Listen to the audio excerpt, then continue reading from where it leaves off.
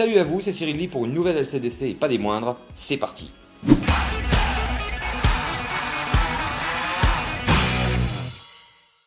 Cette nouvelle chronique abordera encore une fois la BD Princesse Sarah dont le tome 9 est sorti mercredi dernier dans toutes les librairies par les éditions Soleil.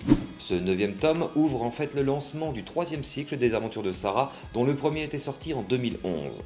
Toujours aux commandes de la franchise, Audrey et Nora nous offrent cette fois-ci dans ce volume 9 un univers beaucoup plus magique, somptueux avec des costumes et des décors extraordinaires.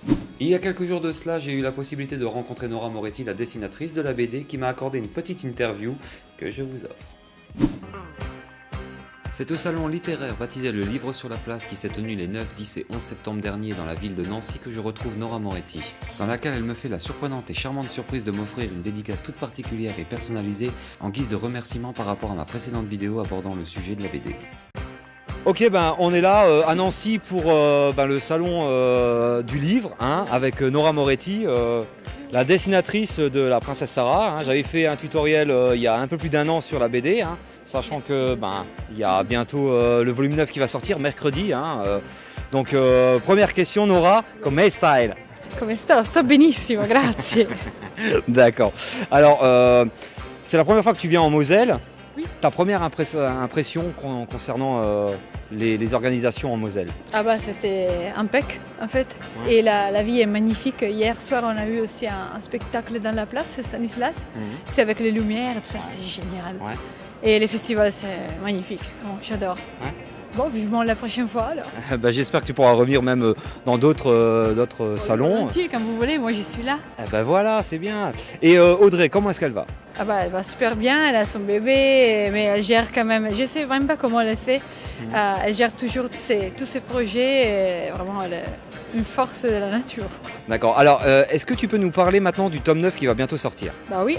Alors, le tome 9, Intrigue à Venise, se déroule justement à Venise, qui c'est ma ville, pendant le carnaval. Alors, il y a énormément de costumes, des robes, des masques, tout ça. J'espère que ça va vous plaire. Il y a aussi 5 personnages nouveaux à découvrir qui sont pas vraiment méchants, mais un peu mystérieux. Mystérieux, voilà, bien dit. Au vu du succès de la BD, il y a beaucoup de personnes sur Internet qui mentionnaient la possibilité d'un artbook sur Sarah. Est-ce que ça va réellement se faire un jour? Alors, nous, disons, on aime bien l'idée, mais bien sûr, ça va probablement être décalé après la fin du tome 10, qui a déjà été confirmé. Et on verra, mais normalement, oui, ça fait longtemps qu'on a l'envie, disons, de faire un artbook avec les robes, les recherches des personnages et tout ça. Croisons les doigts, mais... On espère, quitte à ce que les fans fassent une pétition. Voilà, d'accord. J'espère que ça ne va pas être nécessaire, mais en tout cas, on va faire sortir aussi, je ne sais pas si au même temps du tome 9, mais un fourreau, c'est ça, avec le tome 1 et le tome 2, avec une nouvelle couverture, un coffret, disons, avec une nouvelle couverture, et un petit bonus à l'intérieur. Ah, surprise! Oui, c'est surprise, écoute, c'est question de 3 jours, alors c'est pas grave. D'accord.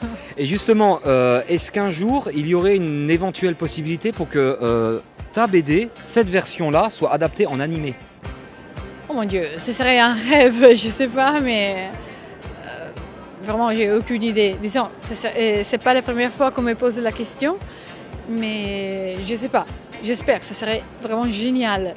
Mais à présent, je ne sais pas, tu sais. Ça ne dépend pas uniquement des éditions Soleil. Non, bien sûr. Là, tu as besoin d'un studio d'animation, de budget et tout ça. Alors... Donc on fait un appel, quitte à faire une pétition.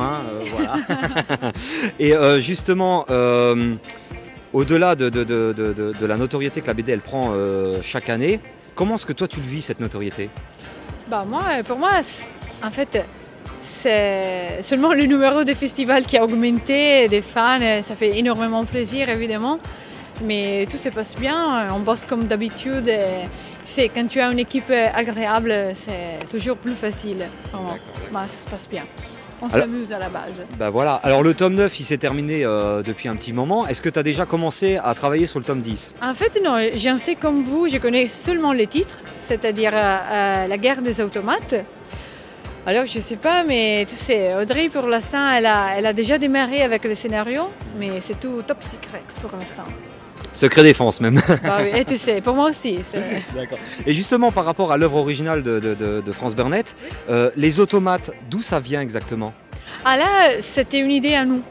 C'était une touche de notre personnalité, parce qu'en fait Audrey elle-même, elle adore le steampunk, moi aussi. Alors on s'est dit pourquoi pas ne pas rajouter un peu de steampunk à l'histoire, et notamment avec les usines du père de Sarah, ses automates comme Mariette en première, et sa petite hirondelle mécanique et tout ça. C'était une idée à nous, mais en fait ça nous a donné des bonnes idées au niveau narratif, comme par exemple la recherche de Mariette qui avait été vendue dans les tomes 2. Et voilà, c'était sympa à la base. Mais j'ai vraiment aucune idée de ce qui va se passer dans les tomes 10. Alors voilà, j'en sais vraiment comme vous, à présent. D'accord, d'accord. Est-ce que tu pourrais vite fait nous parler de Lex Libris que tu as fait l'année dernière avec Patricia Lifang? Ah oui, en fait on est amis depuis longtemps et on n'avait jamais eu envie de se faire hommage l'une à l'autre. Et voilà pourquoi on a conçu l'image de Lex Libris comme image unique mais coupée en deux. Alors moi j'ai dessiné les personnages de la Rose écarlate et Patricia elle a dessiné Princesse Sarah et James avec Philippe Ogaki au color. Et j'adore, c'est trop bien passé. Voilà. C'était une belle illustration justement. Ouais. Et là, justement, c'est Philippe qui m'a demandé une fan art de ces personnages de Terra Prime pour le tome 3 qui va sortir bientôt. Oui. J'ai déjà fait l'ébauche, mais je dois la terminer quand j'y rentre. Voilà. D'accord, d'accord. Et justement, en dehors de Princesse Sarah, est-ce que tu travailles sur d'autres œuvres diverses et variées? Alors, à présent, on a plusieurs projets à côté avec Audrey, mais pour l'instant seulement au niveau des dossiers dans les tiroirs. Voilà. Parce qu'en fait, pour l'instant, on se focalise sur Princesse Sarah. On a vraiment très envie de la terminer, de voir comment ça va se terminer. Parce qu'en fait, c'est pas décidé encore le grand final. Et plus tard, oui, on a vraiment pas mal d'idées, mais zut pour l'instant. Sinon, Audrey va vraiment. Mais... D'accord, ouais. Ok. Sinon, une dernière question. T'es mariée? Non, pas mariée, mais j'ai un compagnon, un chat, et quoi. Là, pour l'instant, ça suffit. J'ai perdu toute chance alors, je crois. Petite blague de fin. Ok, alors Nora, un grand merci à toi d'avoir répondu à toutes ces questions. Rendez-vous mercredi pour le volume 9, Intrigue à Venise. Et partagez cette vidéo. Vous pouvez vous abonner aussi à la chaîne, les Chroniques de Cyril. Et surtout, allez voir la page de Nora, Princesse Sarah. Tout simplement, voilà. Alors, un dernier mot peut-être, Nora? Bisous à tout le monde. Voilà. Salut! Voilà, cette LCDC s'achève sur une note positive. J'espère que cette interview de Nora vous a plu. Je vous rappelle bien sûr que tous les liens seront dans la description de la vidéo. Vous allez pouvoir aussi nous joindre sur les réseaux sociaux. Likez la vidéo, abonnez-vous à la chaîne, ça fait toujours plaisir. Sur ce, je vous dis à très vite pour une prochaine LCDC. Ciao!